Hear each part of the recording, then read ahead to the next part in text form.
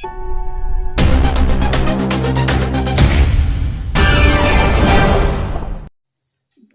पहले समय की बात है। कलिंग देश का एक राजा था, इंद्रद्युम्न।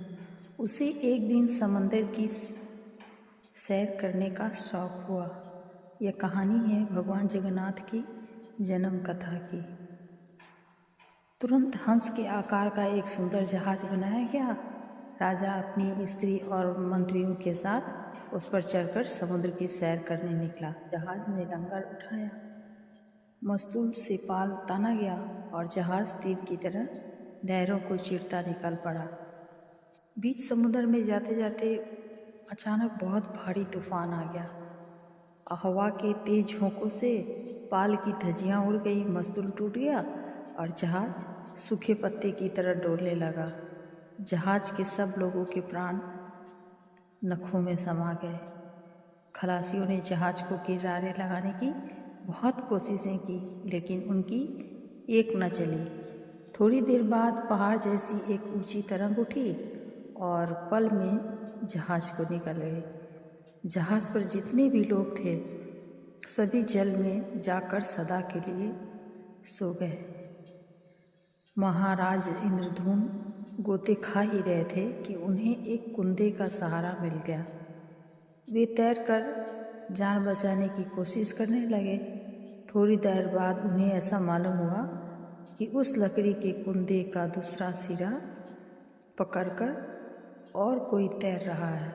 उन्होंने पूछा, कौन है? मैं रानी हूँ, जवाब आया।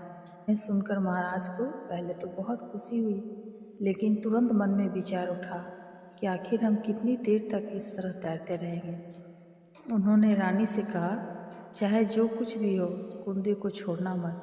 अगर भगवान की कृपा हुई तो हम दोनों इसी के आखिर हो सहारे पार लग जाएंगे। और इसी तरह से उसी कुंदे के सहारे तैरते हुए वो दोनों किनारे तक पहुंच गए।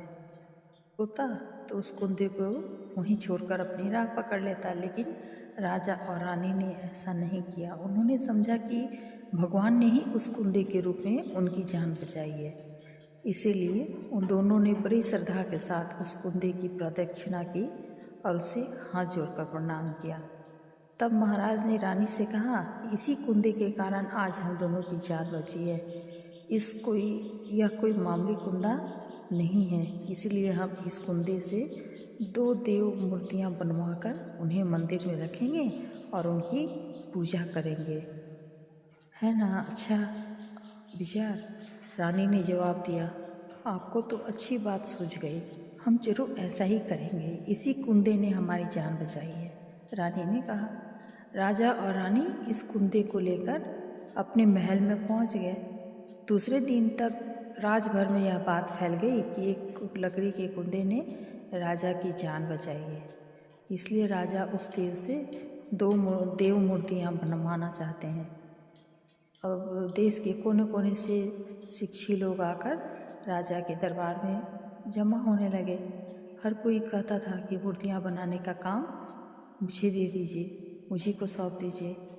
उन सब को देखकर राजा बड़ी चिंता में पड़ गया कि आखिर मूर्तियां बनाने का काम सौंपा किसको जाए, कैसे मालूम हो कि सबसे अच्छा शिल्पी कौन है।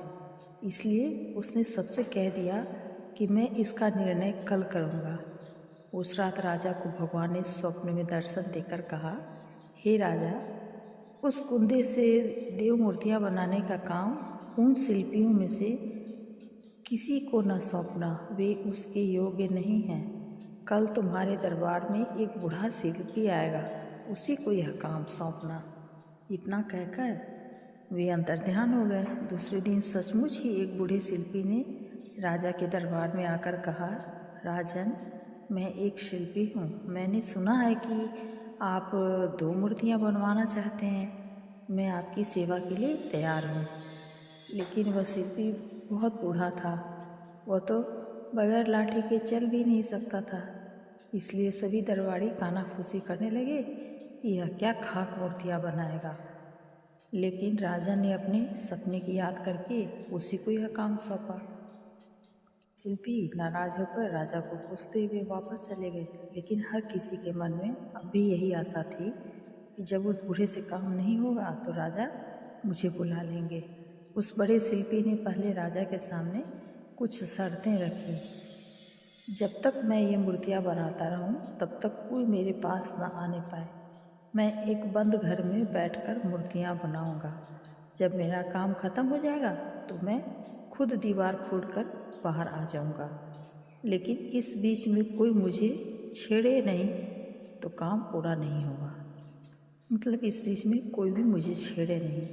राजा ने उसकी शर्तें मान ली, लेकिन दरबारियों ने मन में कहा, देखें यह बूढ़ा अंधेरे में बैठकर कैसी मूर्तियाँ बनाता है।